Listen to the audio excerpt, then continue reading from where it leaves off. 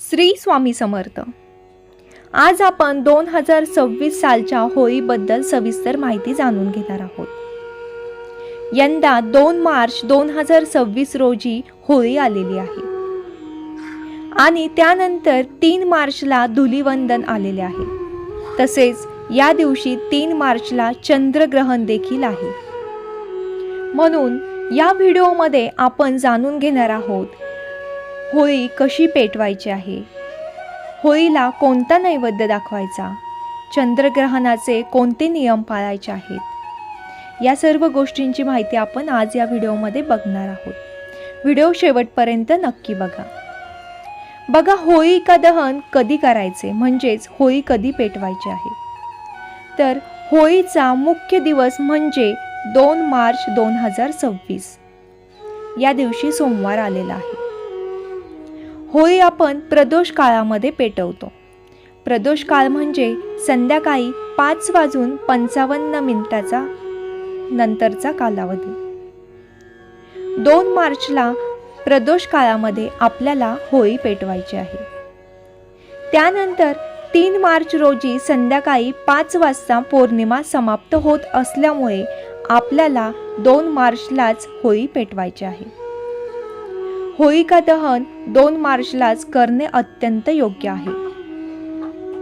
3 मार्चला धुलीवंदन साजरे केले जाईल। आपल्याला होळी मुख्य प्रवेशद्वाराच्या समोर बाहेर पेटवायची आहे। घराच्या गॅलरीमध्ये, घरामध्ये आपल्याला होळी पेटवायची नाही। आपल्याला होळी ही मुख्य दरवाजाच्या बाहेरच पेटवायची आहे आणि घरासमोर पेटवायची आहे। घरामागे आपल्याला होळी पेटवायची नाही। शक्यतो घरासमोर किंवा सामुदायिक ठिकाणी आपल्याला होळी पेटवायची आहे। होळिका दहन म्हणजे आपल्या जीवनातील सर्व नकारात्मक दोष, अडथळे जळून खाक होण्याची प्रार्थना असते।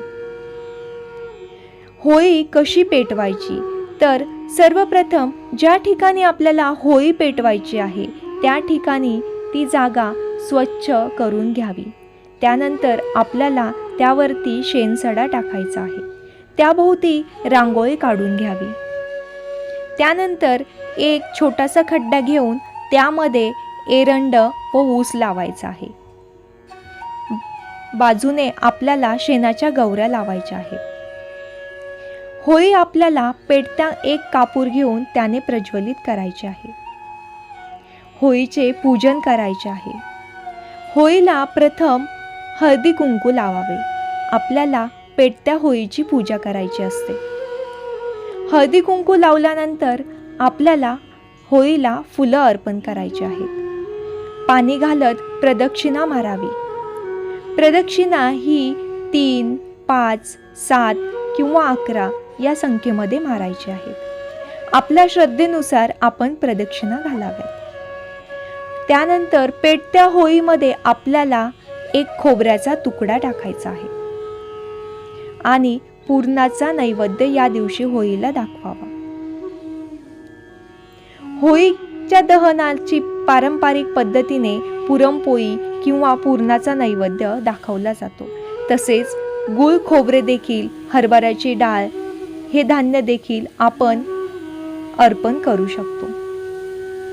विशेष होळी शांत झाल्यानंतर त्यामध्ये दूध टाकावे। होळीची राख कपाळी लावावी। थोडी राख घरात आणून ठेवावी। ही राख अत्यंत पवित्र मानली जाते आणि नकारात्मक शक्तींना दूर ठेवते असे मानले जाते। 3 मार्च 2026 रोजी चंद्रग्रहण आलेले आहे। 3 मार्चला धुलीवंदनासोबतच चंद्रग्रहण आहे। चंद्रग्रहण हे दुपारी 3:20 सुरू होते। तसेच संध्याकाळी 6:46 संपते।